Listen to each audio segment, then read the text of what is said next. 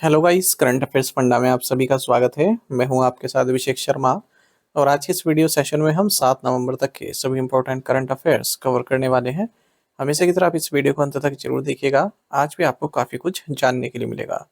Session की शुरुआत करने से पहले आप सभी को बताना चाहूँगा यदि हमारी daily current affairs PDF, weekly PDF, monthly PDF और हर महीने के banking and economic awareness PDF चाहते हैं तो करंट अफेयर्स फंडा का 1 मेंबरशिप प्लान आप ज्वाइन कर सकते हैं, जिसका लिंक आपको वीडियो के डिस्क्रिप्शन में या फिर फर्स्ट कमेंट में मिल जाएगा। आपको बता दें, इस 1 मेंबरशिप प्लान के तहत जितना भी हमारा पीडीएफ कंटेंट है हम आपको 1 साल तक के लिए प्रोवाइड कराते हैं, जैसे आप डाउनलोड कर सकते हैं, प्रिंट आउट भी निकलवा सकते हैं। इसके लिए चाहे तो आप करंट अफेयर्स फंडा ऐप को यूज़ कर सकते हैं या फिर अपने लैपटॉप या सिस्टम की मदद से वेब लॉगिन भी कर सकते हैं। कोई भी आपका एग्जाम हो, बैंकिंग, एसएससी, रेलवे या फिर स्टेट पीसीएस, जहाँ पर भी जनरल अवेयरनेस या करंट अफेयर्स पूछे जाते हैं, सभी एग्जाम्स के लिए हमारा पीडीएफ कंटेंट काफ़ी यूजफुल है। इस पीडीएफ कोर्स में हम आपको RBI circulars, financial awareness, digital awareness, banking awareness, general and economic awareness सब कुछ प्रोवाइड करा रहे हैं। आरबीआई सर्कुलर्स की बात करें तो आईबीपीएस पीओ मेंस एग्जामिनेशन में यहाँ से क्वेश्चंस पूछे गए थे, क्योंकि मेंस सिलेबस का हिस्सा था। और आने वाले एग्जाम्स जो हैं आपके बैंक के, वहाँ पर भी यहाँ से पूछे जाने की प्रोबेबिलिटी काफ़ी ज़्यादा है, संभावना काफ़ी ज़्यादा है आरबीआई सर्कुलर से क्वेश्चन पूछे जाए।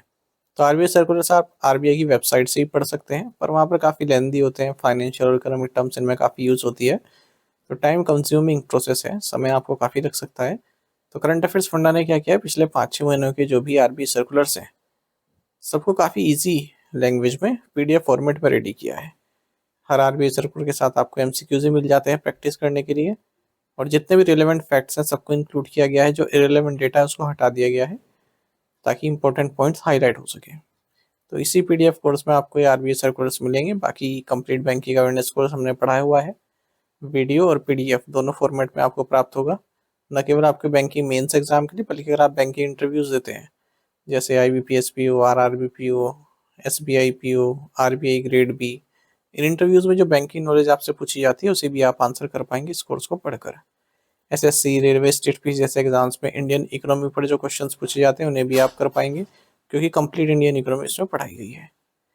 इंश्योरेंस से संबंधित डेडिकेटेड चैप्टर इसमें दिया गया है ताकि इंश्योरेंस के बेसिक्स आपके क्लियर हो जाए। इंश्योरेंस की क्या हिस्ट्री भारत में रही है, कहाँ से शुरुआत हुई, किस तरह से इवॉल्व हुआ ड्यूरिंग द ईयर्स, फिलहाल क्या स्थिति है, फ्यूचर में क्या क्या इंश्योरेंस प्लान आईआरडीए द्वारा लाए जाएंगे, या फिर किस तरह के पॉलिसीज आईआरडीआई पाइपलाइन में रखे हुए हैं, सब कुछ इसमें बताया गया है। तो ए टू जेड सब कुछ आपको एक ही पीडीएफ कोर्स से मिल रहा है, वो भी 1 साल की वैलिडिटी के साथ। यानी कि पूरे साल भर जितने भी आपके एग्जाम्स होंगे जहाँ पर भी करंट अफेयर से जनरल अवेयरनेस पूछे हैं, केवल यही कोर्स आपके लिए इनफ रहने वाला है। तो ये कोर्स आपको करंट अफेयर्स फंड ऐप पर मिल जाएगा। ऐप का लिंक वीडियो के डिस्क्रिप्शन में दिया गया है और फर्स्ट कमेंट में ही पिन कर दिया गया है। लिंक पर क्लिक कीजिए, ऐप को इंस्टॉल कीजिए, लॉगिन करने के बाद ये कोर्स आप बाय कर पाएंगे। फिर भी कोई डाउट आपका रहता है तो हमारा कस्टमर केयर नंबर है 8448169188, इस पर आप कॉल कीजिए या फिर व्हाट्सएप करके भी जानकारी प्राप्त कर सकते हैं। तो बिना किसी देरी के शुरुआत करेंगे इस वीडियो सेशन की। सेशन की शुरुआत हमेशा की तरह क्वेश्चन ऑफ द डे से करेंगे, जिसका आंसर आपको अभी कमेंट बॉक्स में करना है। पूछ रहे हैं वेयर इज सिक्का थर्मल पावर स्टेशन। सिक्का थर्मल पावर स्टेशन कहाँ है?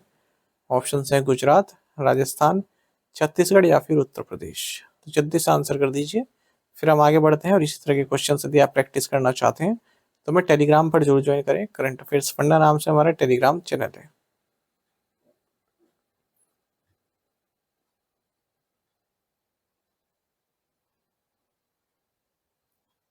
What is India's rank in the WJP Rule of Law Index 2025? WJP Rule of Law Index 2025 में भारत का स्थान क्या है? ऑप्शंस आपके सामने हैं। सही आंसर ऑप्शन सी है 86। और आप टॉप 10 कंट्रीज देख सकते हैं इस रूल ऑफ लॉ इंडेक्स में। पहले नंबर पर डेनमार्क है, फिर नॉर्वे, फिर फिनलैंड, फिर स्विट्जरलैंड, फिर न्यूजीलैंड। टॉप 5 आपको याद होनी चाहिए, साथ साथ भारत की रैंक भी आपको मालूम होनी चाहिए। तो बात करें हम WJP यानी कि world justice project rule of law index 2025 की, तो बताया गया है कि 68% ऑफ कंट्रीज में रूल ऑफ लॉ डिक्लाइन देखने को मिला है 2025 में, जबकि प्रीवियस ईयर में केवल 57% कंट्रीज में देखने के लिए मिला था, क्योंकि ऑथोरिटेरियन ट्रेंड्स ज़्यादा आ रहा है। ठीक है, और जो गवर्नमेंट पावर द्वारा जो कंस्ट्रेंट लगाए जा रहे हैं उसमें भी देखने के लिए काफ़ी केसेस मिल रहे हैं। रूल ऑफ लॉ मतलब जहाँ पर कानून का राज हो, उसको बोलते हैं। तो जहाँ पर कोई डिक्टेटर होगा वहाँ पर कानून का राज नहीं होगा। जहाँ पर गवर्नमेंट की पावर मतलब जहाँ पर डेमोक्रेटिक वैल्यू नहीं होंगी तो वहाँ पर भी जो है रूल ऑफ लॉ नहीं स्थापित हो पाएगा। अच्छा, यहाँ पर जिन्होंने अच्छा परफॉर्मेंस किया है वो है डेनमार्क, इनका टॉप नंबर 1 पर है, फिर नॉर्वे है दूसरे नंबर पर, फिनलैंड है तीसरे नंबर पर, स्वीडन है चौथे नंबर पर। ठीक है, यानी कि यहाँ पर रूल ऑफ लॉ अच्छा है। On the country Venezuela last number पर 143वें नंबर पर, यहाँ पर रूल ऑफ लॉ की स्थिति काफ़ी डाउन है। उससे एक पायदान ऊपर अफगानिस्तान है और 142वें नंबर पर, रशिया 119 पर है, सूडान 137 पर है।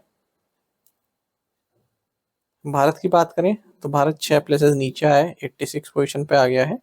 ओवरऑल स्कोर 0.49 है, -1.7% डिक्रीज देखने के लिए मिला है भारतीय रैंक में, ये स्कोर में। Which country currently has the highest debt to GDP ratio in the world according to the IMF? IMF के अनुसार वर्तमान में किस देश का ऋण जीडीपी अनुपात इसमें सबसे अधिक है? ऑप्शंस आपके सामने है, सही आंसर ऑप्शन सी है, जापान। तो इस तरह से टॉप 5 कंट्रीज इसमें देख लीजिए, जापान, सूडान, सिंगापुर, ग्रीस और बहरीन। तो इंटरनेशनल मॉनेटरी फंड प्रोजेक्शंस के अनुसार जो ग्लोबल पब्लिक डेट है, जो कि कोविड-19 पेंडेमिक 2020 के दौरान 98.9% ऑफ जीडीपी रहा, अब ये बढ़कर 2030 तक 102.3% तक हो जाएगा, ऐसा आईएमएफ का प्रोजेक्शन है।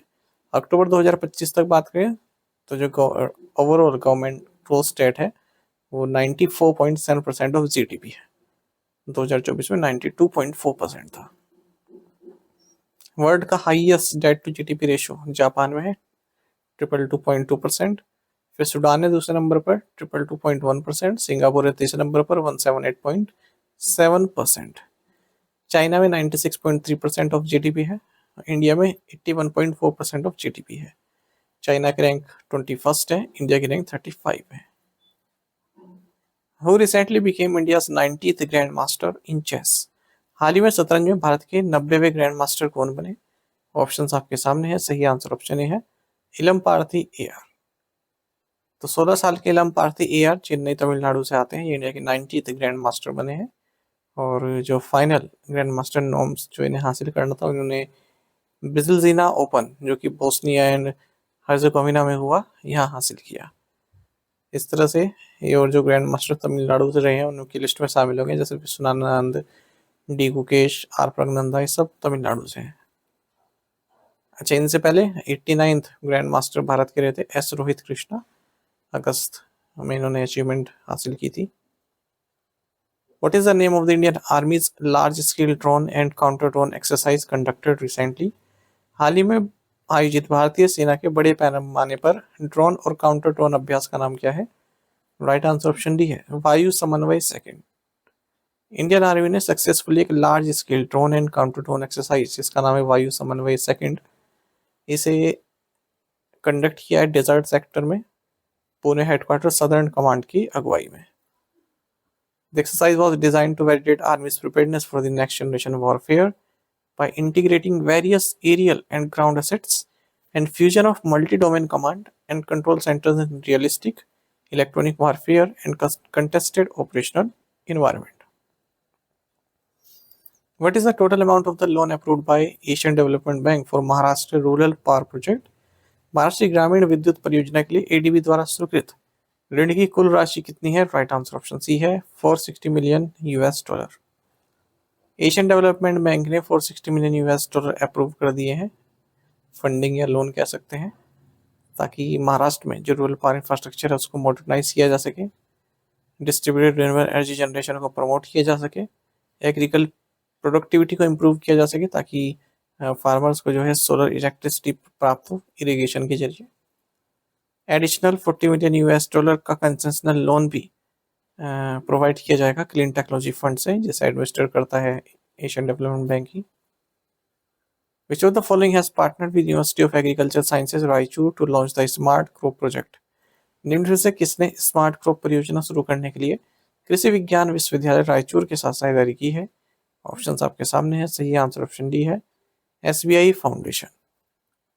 एसबीआई फाउंडेशन जो कि corporate social responsibility CSR arm है, स्टेट बैंक ऑफ इंडिया की, इन्होंने university of agriculture sciences Raichur, international crop research institute for the semi arid tropics and agri beach, इनके साथ मिलकर स्मार्ट क्रॉप प्रोजेक्ट, जिसका मतलब है sustainable monitoring and real time tracking for crop resilience and optimal practices, इसको launch किया है।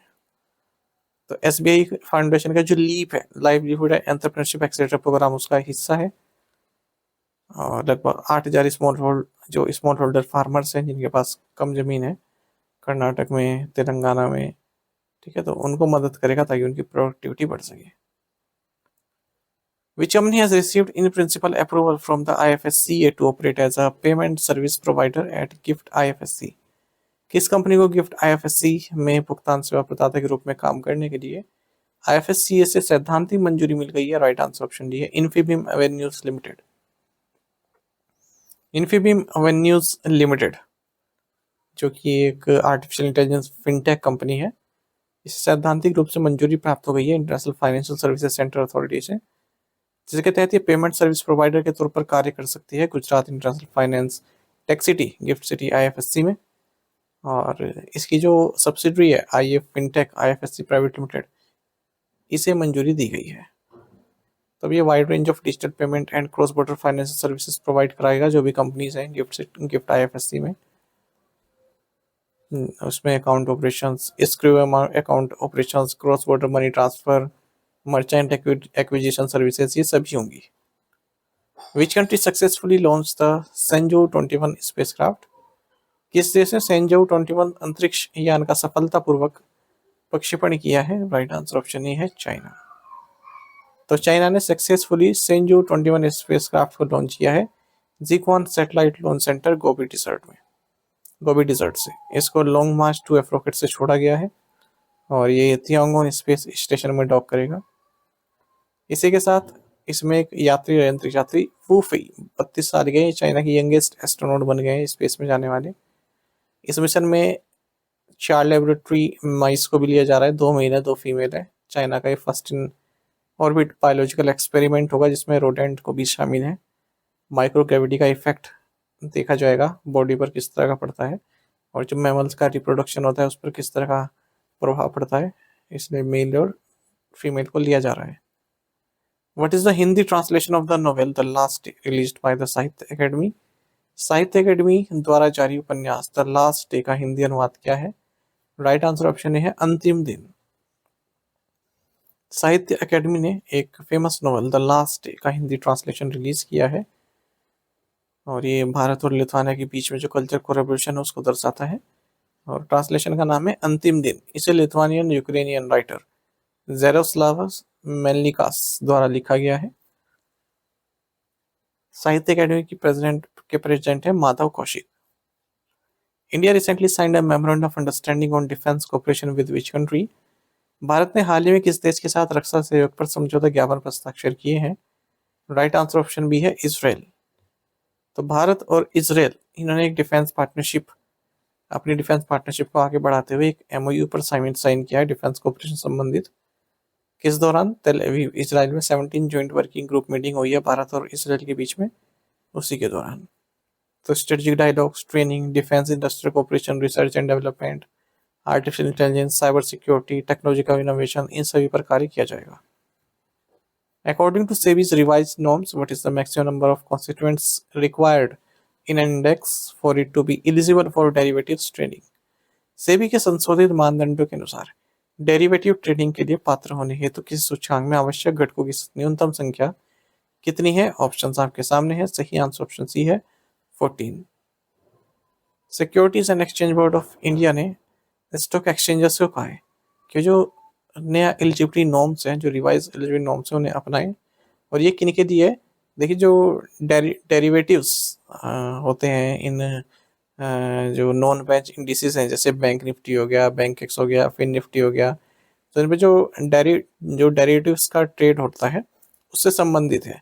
अब देखिए, किसी कंपनी, मान लीजिए कोई इंडेक्स है, उस पर कई सारी कंपनियां, अब एक कंपनी का जो शेयर है, जो वेटेज है वो काफ़ी ज़्यादा है। मान लीजिए कंपनी का ये शेयर 60% है, वेटेज 60% है, तो अगर उस कंपनी का स्टॉक ऊपर नीचे होता है या फिर वो क्रैश ही हो जाए तो पूरे इंडेक्स पर असर पड़ता है उस चीज़ का।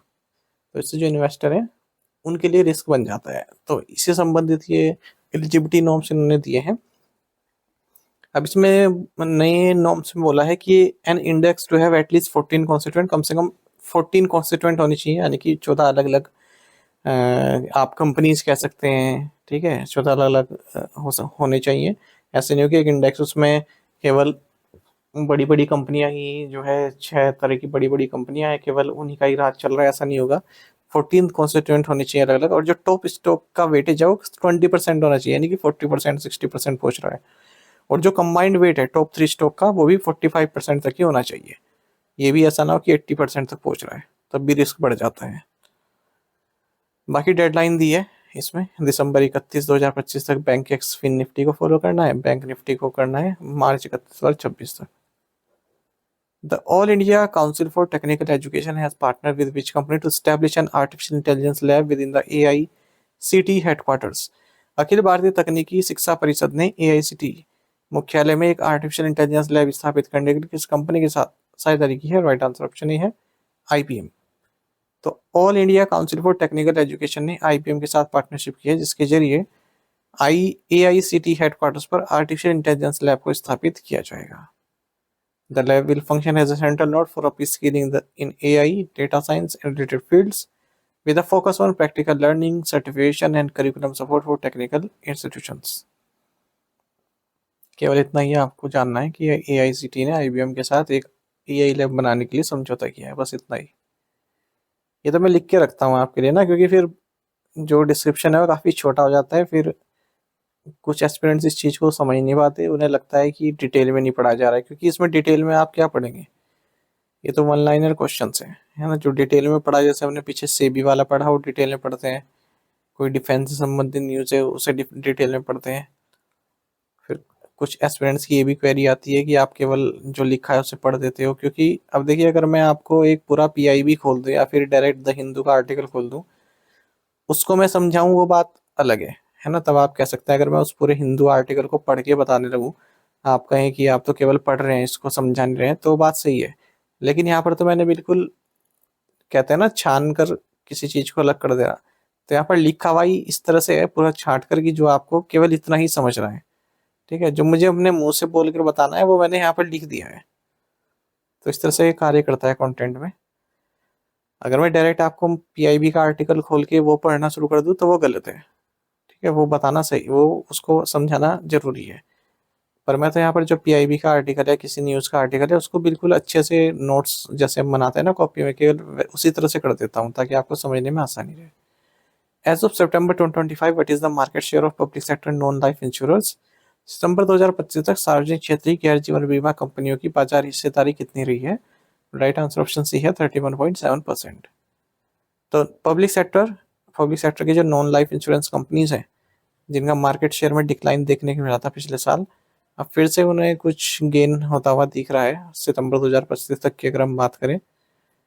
तो प्राइवेट इंश्योरर का जो शेयर है डिक्लाइन हुआ है, 63.8% हो गया है सितंबर 2025 तक। एक साल पहले 66.3% था। वहीं जो पब्लिक सेक्टर इंश्योरर्स हैं, पब्लिक सेक्टर कंपनीज हैं, उनका 31.7% हो गया है, जबकि पिछले साल तक 30.8% था। ऐसा केयर एज रेटिंग्स रिपोर्ट में बताया गया। Government owned new India assurance, इसका मार्केट शेयर बढ़ा है, 13.25% हो गया है। और ओरिएंटल इंश्योरेंस का शेयर 6.83% हो गया है। यूनाइटेड इंडिया इंश्योरेंस का 6.62% हो गया है। प्राइवेट सेक्टर के जो ICICI लोम्बार्ड का मार्केट शेयर है कम आया है, 8.68% हो गया है। स्टार हेल्थ इंश्योरेंस का में भी डिक्लाइन देखने मिला, मार्केट शेयर में 4.88% हुआ है। HDFC एर्गो का भी नीचे आया है, 4.47%। नॉन लाइफ इंश्योरेंस सेक्टर में ग्रोथ देखने के लिए अगर हम बात करें, 13.2% की ग्रोथ देखने के लिए ईयर इन ईयर बेसिस पर। हेल्थ इंश्योरेंस लार्जेस्ट सेगमेंट है नॉन लाइफ इंश्योरेंस इंडस्ट्री में। Which institution conferred the distinguished alumni award on chief election commissioner Gyanesh Kumar? किस संस्थान ने मुख्य चुनाव आयुक्त ज्ञानेश कुमार को विशिष्ट पूर्व छात्र पुरस्कार सम्मानित किया? Option C IIT Kanpur right answer है। तो chief election commissioner Gyanesh Kumar, इन्हें डिस्टिंग्विश्ड एलुमनी अवार्ड से सम्मानित किया गया है Indian Institute of Technology Kanpur द्वारा। और ये हाईएस्ट अवार्ड है जो आईआईटी कानपुर द्वारा दिया जाता है। मिस्टर कुमार यहाँ से ग्रेजुएट हुए थे बीटेक सिविल इंजीनियरिंग में 1985 में। Who has been appointed as the new director of the defence research and development laboratory Hyderabad. रक्षा अनुसंधान एवं विकास प्रयोगशाला हैदराबाद के नए निदेशक के रूप में किसे नियुक्त किया गया है? राइट आंसर ऑप्शन सी है अंकाती राजू। जाने माने साइंटिस्ट अंकाती राजू, इन्हें डायरेक्टर नियुक्त किया है defence research and development laboratory Hyderabad का। इंडियन मिसाइल डेवलपमेंट लैबोरेटरी के डायरेक्टर भी यही होंगे। Which private sector bank secured 50 million US dollar funding from the International Finance Corporation? किस निजी क्षेत्र के बैंक ने अंतर्राष्ट्रीय वित्त निगम से 50 मिलियन डॉलर का वित्त पोषण प्राप्त किया? राइट आंसर ऑप्शन डी है सिटी यूनियन बैंक। तो प्राइवेट सेक्टर बैंक है सिटी यूनियन बैंक, इसने 50 मिलियन US डॉलर की फंडिंग प्राप्त की है इंटरनेशनल फाइनेंस कॉर्पोरेशन से, जो कि वर्ल्ड बैंक ग्रुप का मेंबर है। एमएसएमईज के लिए है ये, ताकि सोलर पावर रिलेटेड लोन्स इन्हें दिया जा सके एमएसएमईज को। सिटी यूनियन बैंक की बात करें, एमडी&सी डॉक्टर एन कमकोडी है। हेडक्वार्टर्स कुंभकोणम तमिलनाडु में है इस बैंक का। टू द पॉइंट क्वेश्चंस, उनके आंसर्स देखें। What percentage of India's GDP is contributed by the IT sector? 7.5%। Where was the first ever Sekhon Indian air force marathon 2025 held? New Delhi. Which agency published an audit practice toolkit to enhance audit quality in India? National Financial Reporting Authority. In which state would you find Kumbashree workers who work to promote poverty eradication and women empowerment on the ground? Kerala. Who represented India at the King Hamad Lecture for Neutral Justice Ceremony and the Conference of the Future of International Commercial Courts held in the Kingdom of Bahrain? Answer is Union Minister of Law and Justice Arjun Ram Meghwal. To the point question देखें, इनके answer आपको भी करने हैं comment box में। Which country launched a nuclear powered submarine Khabarovsk? What is the name of India's first defense electric vehicle unveiled by Pravik Dynamics Private Limited? Which bank has approved the reappointment of Kezad Barucha as Deputy Managing Director for a period of 3 years? Which city has been proposed by the Athletics Federation of India to host the 2028 Asian Indoor Athletics Championship? Union Minister of Finance Corporate Affairs Nirmala Sitharaman inaugurated the newly constructed Central goods and services tax भवन इन which city? इन पांचों questions के answer आपको comment box में देने हैं। यदि एक question का आंसर भी आता है वो भी अवश्य बताइएगा। साथ ही में टेलीग्राम पर जरूर ज्वाइन करें।